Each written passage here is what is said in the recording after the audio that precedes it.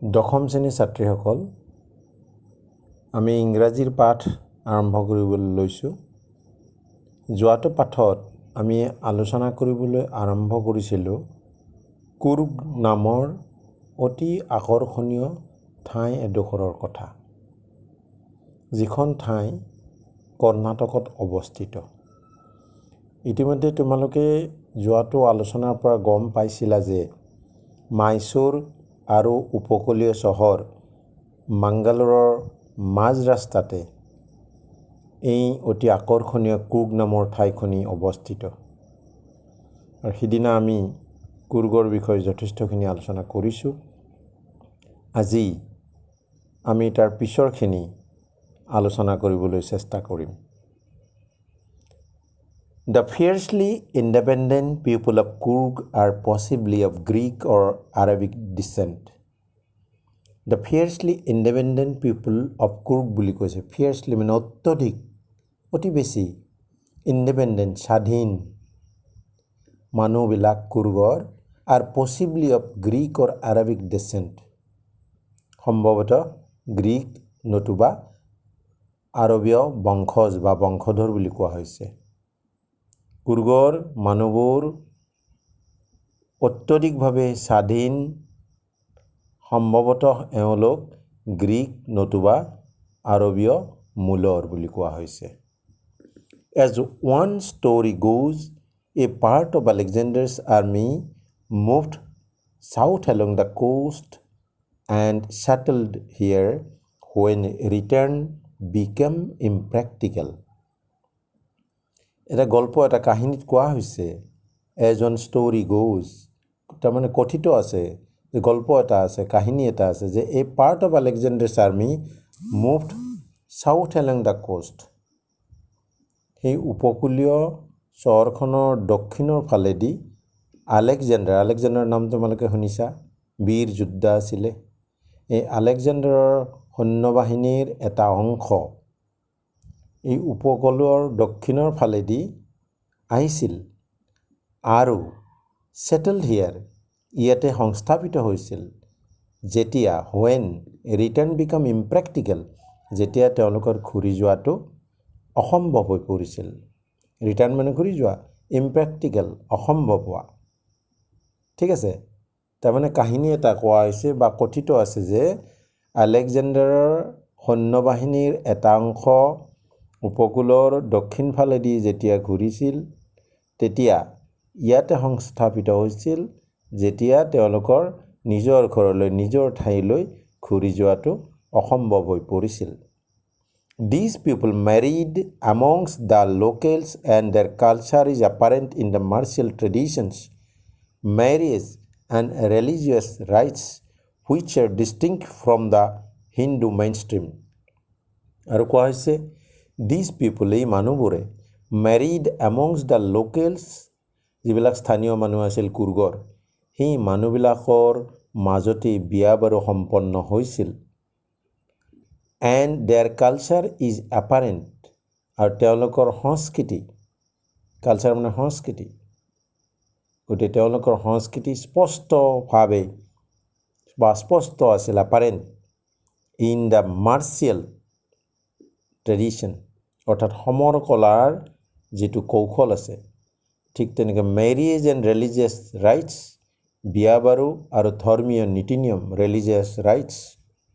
which are distinct from the Hindu mainstream, যিবোৰ হিন্দু মুখ্য ধাৰাৰ পৰা সম্পূৰ্ণ বেলেগ। তাৰমানে কুৰ্গৰ যিবিলাক মানুহ, লোকেল মানুহ, স্থানীয় মানুহ আছিল, সেইবিলাকৰ লগত এই যে আলেকজেণ্ডাৰৰ আৰ্মি বা সৈন্যবাহিনীৰ মানুহবিলাক তাত ৰৈ গ'ল, সংস্থাপিত হৈছিল, তেওঁলোকৰ বিয়া বাৰু সম্পন্ন হৈছিল আৰু তেওঁলোকৰ সংস্কৃতি সম্পূৰ্ণ স্পষ্ট আছিল যে তেওঁলোক সমৰ কলাত পাকৈত আছিল। ঠিক তেনেকৈ বিয়া বাৰু আৰু তেওঁলোকৰ ধৰ্মীয় নীতি নিয়ম যিবিলাক আছিল সেইবিলাক আমাৰ হিন্দু ধৰ্মৰ মুখ্য ধাৰাৰ পৰা সম্পূৰ্ণ পৃথক আছিল বা বেলেগ আছিল, সেইটো কোৱা হৈছে। The theory of Arab origins draws support from the long black coat with an embroidered waist belt worn by Kadavas, known as kufiya. It resembles the kufiya owned by the Arabs and the Kurds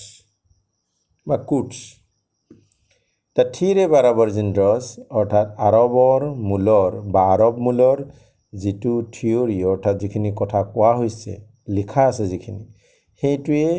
এইটো কথা কয় যে support from the long blank coat with an embroidered waist belt worn by Kodavas অৰ্থাৎ এই কদাগুত থকা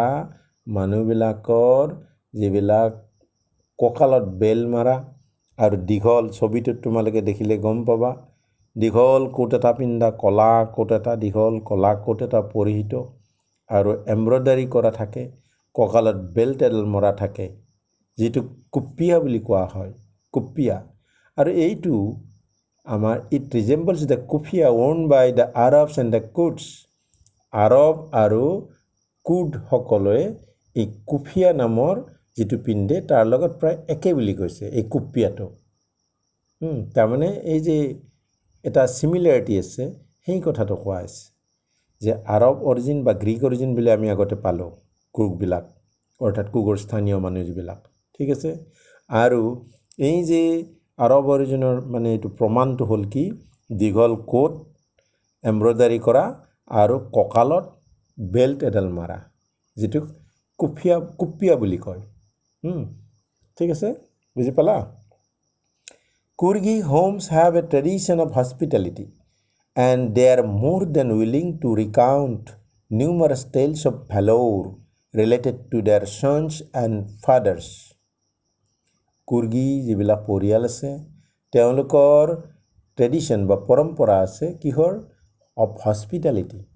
অৰ্থাৎ অতিথি আপ্যায়ন কৰাৰ ক্ষেত্ৰত বা অতিথি বা আদৰ সাদৰৰ ক্ষেত্ৰত তেওঁলোকৰ এটা পৰম্পৰা আছে কুৰ্গী পৰিয়ালবিলাকৰ কুৰ্গীৰ ঘৰবিলাকৰ মানুহবিলাকৰ আৰু তেওঁলোকে they are more than willing to recount numerous tales of valour যিবিলাক গৌৰৱৰ টেলছ অফ ভেলোৰ মানে গৌৰৱ ঠিক আছে ভেলোৰ টেলছ মানে কাহিনী গল্প তাৰমানে গল্প